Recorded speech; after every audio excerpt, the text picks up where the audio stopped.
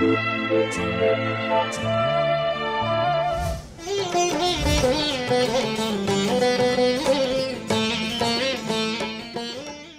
TV நேயர்களுக்கு அன்பு வணக்கங்கள்.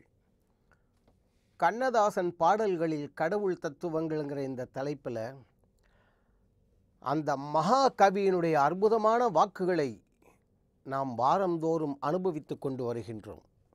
இன்றைக்கி நம்ம பார்க்கக்கூடிய பாடல் சொல்லடி அபிராமி, வானில் சுடர் வருமோ எனக்கு இடர் வருமோ, பதில் சொல்லடி அபிராமி என்று சொல்லக்கூடிய பாடல். இந்த சந்தர்ப்பம் எல்லாருக்கும் தெரிஞ்சது. அபிராமி பட்டர், அவருக்கு அப்பா அம்மா வச்ச பேர் சுப்பிரமணியம்னு பேர். அவர் அமாவாசை அன்னைக்கு நிலா வர்றது சொல்லும் பொழுது மெய் செலுக்கிறது ஆரம்பிக்கும் பொழுது இவர் சொல்லி நிலவு வந்தது என்றால் அப்போ அம்பாளுடைய பெருமை மட்டும் விசேஷம் இல்லை. பேங்க்கில் வேணுங்கிற அளவுக்கு பணம் இருக்குது, எல்லா பேங்க்லேயும் வச்சுருக்காங்கன்னு வச்சுக்கோ, போகிறவங்க எல்லாருக்கும் உடனே பணம் கிடச்சிட்றது இல்லையே, தெரியுதா? அக்கௌண்ட்டில் பணம் இருக்கணும். அது மட்டும் இல்லை, அக்கௌண்ட்டில் இல்லாமல் ஓவர் டிராஃப்ட் வாங்கினா கூட இவர்கள் தகுதியும் திறமையும் பக்குவமும் அந்த பொறுப்புணர்ச்சியும் அறிந்து அந்த வங்கியிலிருந்து உடனே அளிக்கிறார்கள் அல்லவா? அதுபோல் நல்ல படித்த மாணவன் முதல் வகுப்பில் தேர்ச்சி பெறுகிறான் அல்லவா? அதுபோல நமது அபிராமி பட்டர் எந்த அளவுக்கு தேர்ச்சி பெற்றிருந்தால் அவருக்கு இப்படிப்பட்ட அருள் கிடைத்திருக்கும். ஆரம்பிக்கும் பொழுது மணியே அப்படின்னு அபிராமி பட்டருடைய அந்த அபிராமந்தாதியை வச்சு தான் கண்ணதாசனே ஆரம்பிக்கிறார். ஆனால் அந்த 4 வரிகள் கடந்த உடனேயே சொல்லடி அபிராமி, வானில் சுடர் வருமோ எனக்கு இடர் வருமோ, பதில் சொல்லடி அபிராமி. அம்மா, அபிராமி என்ற சொல்லுக்கு மிகவும் அழகு படைத்தவள் என்பது பொருள். மிகவும் அழகுன்னா மேக்கப்லாம் போட்டுக்கிட்டு தெரியுதா? உலகத்திலேயே மிகுந்த அழகு யார் தெரியுமா? என்ன யோசனை பண்ணுறீங்க? யோசனை பண்ணி முடிச்சிட்டிங்களா? மனசுக்குள்ள ஒரு விடையை வச்சுக்கோங்க. மிகுந்த அழகினா இவ தான் அப்படின்னு. ஆனால் நீங்கள் யாரை நினைத்திருக்கிறீர்களோ, நீங்கள் எந்த பொண்ணை வேணாலும் நினச்சிக்கோங்க, தெரிகிறதா? அது தவறு என்கிறார் கண்ணதாசன். வாங்க போகலாம். கண்ணதாசன் ஏன் இன்றைக்கி நிற்கிறாருங்கிறதுக்கு. சொல்லடி அபிராமி, வானில் சுடர் வருமோ எனக்கு இடர் வருமோ, பதில் சொல்லடி அபிராமி, மிகவும் அழகு படைத்தவள் நீ. என்ன அழகு அப்புறமா தான் பார்க்க போகிறோம். அப்படிப்பட்ட மிகுந்த அழகு படைத்த நீ எனக்கு பதில் சொல்ல வேண்டாமா? அமாவாசை என்கிறார்கள், ஆனால் நானோ நிலவு வரும் என்று சொல்லிவிட்டேனே. சரி, என்ன தாண்டா பண்ண சொல்கிற? அடுத்த வரி கண்ணதாசன் சொல்கிறார், நில்லடி முன்னாலே, நில்லடி, நில்லு நில்லு. உத்தரவு தான். ஆரம்பத்தில் எல்லாம் ஒரே ஸ்டாண்டிங் ஆர்டர் தான். நில்லடி முன்னாலே முழு நிலவென காட்டு, முழு நிலவினை அப்படியே இப்போ ஜொலிச்சுண்டு வரணுமா? அந்த நிலவு எதால் காமிக்கணுமா? உன் கண்ணாலே முழு நிலவினை காட்டு. இது அது ஒன்றும் புரிய மாட்டேங்கிறது. ஏன் கண்ணால் தான் காமிக்கணும் அப்படிங்கிறது? இப்படி கையை எடுத்து அப்படி போடக்கூடாதா? படத்தில் பார்த்தீங்கன்னா நீங்கள் காது தாட்டங்கத்தை அந்த தோடை கேட்டு தானே அம்பாலே தூக்கி போகிறத காமிக்கிறாங்க. ஆனால் கண்ணதாசன் எழுதிய இந்த இடத்தில் முழு நிலவென காட்டு உன் கண்ணாலே என்று ஏன் கண்ணை குறிக்க வேண்டும் என்றால் அதுதான், அதுவும் முழு முழு நிலவினை காட்டு உன் கண்ணாலே, உன் கண்ணாலேங்கிறார். இதே சிவபெருமான்ட்ட சொல்லும் பொழுது பார்த்தா அவர் நிலவினை காட்டு எழுதியிருக்க மாட்டார். அனுபவிக்கணையா. கண்ணதாசன் காலத்தில் வாழ்ந்தோம், அவர் பாட்டை கேட்குறோம். என்ன போல் சில பேருக்கு அவர் கூட பழகினோங்கிறது. அடப்போங்க சார், இந்த பூமியில் பிறந்ததுக்கு. எப்படிப்பட்ட மாபெரும் கவிஞன். ஆனால் என்ன, அவன் நம்ம தமிழ்நாட்டில் அந்த கவிஞன் பிறந்ததுனால அந்த டெல்லியிலேருந்து உகந்த மரியாதை கிடைக்கல. ஆனால் இன்றும் நம் இதயத்தில் வாழ்ந்து கொண்டிருக்கின்றார். ஏன் முழு நிலவினை காட்டு உன் கண்ணாலே என்று அம்பாளிடம் சொல்ல வேண்டும் என்றால், சாக்த நூல்களோ ஞான நூல்களோ வேதங்களோ உபநிடதங்களோ படித்தவர்களுக்கு புரிந்திருக்கும். இறைவனுடைய வலது கண் சூரியன், இடது கண் சந்திரன், அர்த்தநாரீஸ்வர கோலம் சிவபெருமான். திருச்செங்கோடு அர்த்தநாரீஸ்வரர் போமே, பாதி அம்பாளாகவும் பாதி சிவபெருமானாகவும் இருக்கக்கூடிய வடிவம். அதில் சிவபெருமான் வடிவமாக இருக்கக்கூடிய இந்த புறம் இருக்கக்கூடிய கண் சூரியன், அம்பிகைக்கு உண்டான இடது கை பக்கத்தில் இருக்கக்கூடிய அந்த இடது கண் சந்திரன். இப்போ தெரியுதா? முழு நிலவினை காட்டு உன் கண்ணாலே. சிவபெருமான்கிட்ட வாங்கில்ல, முழு நிலவினை காட்டு உன் கண்ணாலே. சொல்லடி அபிராமி, நீ காமிக்காட்டி கூட பரவாயில்ல, ஒரு பதிலாவது சொல்லக்கூடாதா? பதிலேதும் முறையாயா?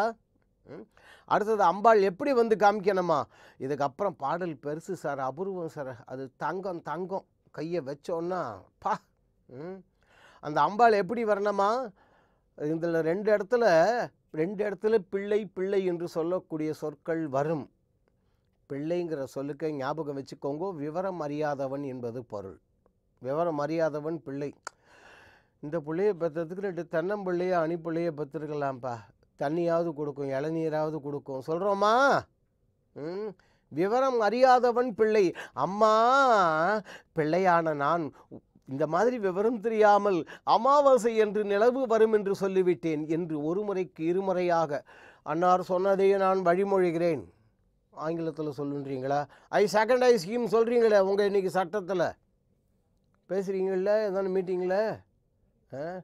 இது ஆச்சாரையா கொண்டு போய் அதான் 2 தடவை பிள்ளைன்னு போட்டார. உன் பிள்ளை நான் கேட்குறேன், விவரம் தெரியாதவன் தான். அதுவும் எப்படி வரணுமா? செங்கையில் வண்டு கலின்களின் என்று ஜெயம் ஜெயம் என்றாட இரு தண்டை செலம்போடுன்னு சொல்லிட்டே வராரு. சொல்லும் பொழுது பார்த்தீங்கன்னாலே அதுவும் டிஎம்எஸ் குரலுக்கு அதுக்கும் சும்மா அப்படி ஆடிக்கிட்டு வரா மாதிரி இருக்கும். இரு கொங்கை கொடும்பகை வெல்றெனு மெல்று குழைந்து குழைந்தாட மலர் பங்கையமே உன்னை பாடிடும் பிள்ளை முன் நிலவை எழுந்தாட.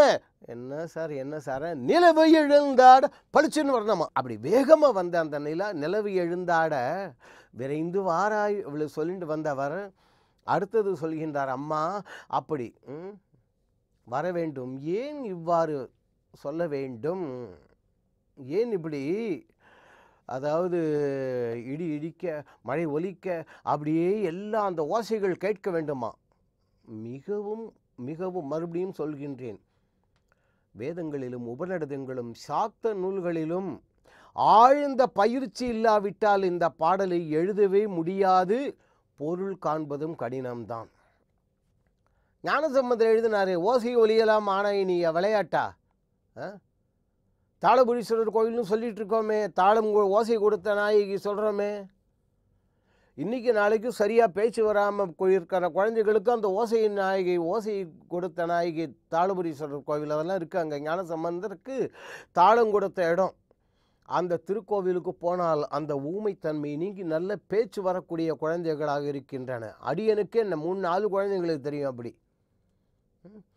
இவ்வளவு ஞான நூல்களையும் ஒரு வரியில் எழுதி அழகாக அங்கேருந்து ஆகாயத்தில் அப்படியே ஓசை கேட்கணுமா, இடி இடிக்கணுமா, மின்னல் மின்னணுமா, அப்படியே அந்த தண்டை நூபுரம் எல்லாம் சிலம்பெல்லாம் ஓசை படுத்தணுமா, அம்பாள் வரணுமா? தெரியாமல் தான் கேட்குறேன். அவள் வந்து நிலாவை கொடுத்துட்டு போகக்கூடாதா? பாடலின் நிறைவு பகுதியில் வாங்க, இதுக்கு எல்லாத்துக்கும் அங்கே வச்சுருக்காரியா செக்கில் தேதியை, அக்கௌண்ட்டு, பணம், எவ்வளவு பணம் எல்லாத்தையும் எழுதிட்டு கடைசியில் கையெழுத்து போடுறாமே அந்த மாதிரி எழுதினார் அதுதான் கண்ணதாசன். இப்படி இவர் கேட்ட உடனே அம்பிகை வந்து விட்டாள். அதுலேயும் காளி பயங்கரி சூலி மதாங்கினி கண்களில் தெரிகின்றாள். காளி என்கின்ற சொல்லுக்கே, அதாவது இந்த விஷம் இருக்கு இல்லையா, பாவம், அதை நீக்கக்கூடியவள். பயங்கரி, பயத்தை நீக்கக்கூடியவள். சூலி, காமம் வெகுளி மயக்கம் என்று சொல்லக்கூடிய முக்குற்றங்களையும் நீக்கக்கூடியவள். காளி பயங்கரி சூலி மதாங்கினி கண்களில் தெரிகின்றாள். அதோ வந்து விட்டாள். நீ யாருன்னு சொல்லலை அவர். அதோ வந்து விட்டாள். காளி பயங்கரி சூலி மதாங்கினி கண்களில் தருகின்றாள். இரு கண்கள் சிவந்திடும் வண்ணம் எழுந்தொரு காட்சியும் தருகின்றாள். இப்போ இன்னும் கொஞ்சம் பக்கத்தில் வந்துட்டா, க்ளோஸ் அப் ஷாட் மாதிரி. கண்களில் தெரிகின்றாள். இவர் கண்களில் தெரியறது மட்டுமல்ல, அவள் கண்களில் உள்ள சுகப்பும் இவர் கண்களில் தெரிகின்றதான் கண்ணதாசன் கண்ணுக்கு. வாங்க வந்தவள் வாழிய மகன் இவன் வாழிய என்றொரு வாழ்த்தும் சொல்கின்றாள். வானகம் ஐயகம் எங்கனுமே ஒரு வடிவாய் தெரிகின்றாள். பார்க்கும் இடம் எங்கும் ஒரு நீக்கமர நெறிகின்ற பரிபூரண ஆனந்தமே என்கின்ற உயர்ந்த நிலை கண்ணதாசனுடைய அந்த நிலையப்ப. என் அன்னை வருகின்றாள், என் அம்மை வருகின்றாள். போங்க சார், கண்ணதாசன் பாட்டுக்குள்ளே கையை வச்சா எப்படி வெளியில் வர முடியறது? இப்போ வாங்க, முதல்ல ஒரு கேள்வி கேட்டானா இல்லையா அடியேன், உலகத்திலேயே தலை சிறந்த அழகி யாருன்னு? அபிராமின்னு முதல்ல போட்டு வச்சார் அந்த இடத்துல. அபிராமின்னா மிகுந்த அழகுடையவள் அப்படின்னு அர்த்தம். அந்த மிகுந்த அழகு உடையவள் யார் என்றால், பாடலின் நிறைவு பகுதி, என் அன்னை வருகின்றாள். உலகத்திலேயே தலை சிறந்த அழகு கொண்டவள் நம்மை பெற்றவள் மட்டுமே, நினைவில் வைத்து கொள்ளுங்கள். என்ன சார் நம்மளை பெற்றி எடுத்து வளர்த்து தனக்கு தாலி கட்டின கணவனை தெய்வமாக மதிக்கணும்னு சொல்லுவோம். அப்படிப்பட்ட கணவனுடையே போரிட்டு நம்மளை கட்டி காப்பாற்றி வேண்டியதெல்லாம் செஞ்சு அவளுக்கு இங்கே இருக்கிற அழகு இருக்குது பாருங்கள், தெய்வத்துக்கு கூட இருக்க முடியாது. அதனால தான் அபிராமின்னு அம்பாளை சொன்னவர், காளி பயங்கரி சூலி மதாங்கினி என்று சொன்னவள் பாடலை நிறைவு செய்யும் பொழுது, என் அன்னை வருகின்றாள். எங்கள் அம்மாடாவ எங்கள் அம்மா என் அம்மை வருகின்றாள்னு அடுத்த வரியில் முடித்தார். இம்மைனா இங்கே பக்கத்தில், அம்மைனா கொஞ்சம் தள்ளி நிற்கிறாளாம். என் அம்மை வருகின்றாள், ஓம் சக்தி ஓம் சக்தி ஓம் சக்தி ஓம்பார். தாடங்கத்தை கயிற்றி நிலாவாக வீசுவாள். அவருடைய அந்த துயரம் நீங்கியது. இதை கண்ணதாசன் எந்த அளவு எழுதி அனுபவித்தாரோ அதில் இருக்கக்கூடிய அபிராமி என்கின்ற அந்த சொல்லுக்கு விளக்கம் பார்த்தோம். அம்பிகையினுடைய அந்த வடிவம் ஓசை ஒலி எழுப்பி கொண்டு வர வேண்டும் ஏன் என்பதற்கு உண்டான விளக்கத்தையும் பார்த்தோம். அப்படிப்பட்ட அந்த அன்னை அம்பிகை நம் எல்லோருடைய உள்ளங்களிலும் இல்லங்களிலும் எழுந்தருளியிருந்து நம் குடும்பங்களில் ஆரோக்கியம், அமைதி, நிம்மதி, ஒற்றுமை என்று சொல்லக்கூடிய அந்த மாபெரும் செல்வங்கள் நான்கினையும் வாரி வழங்க வேண்டுவோம். குரு வடிவான அந்த அம்பிகை வழங்குவாள்.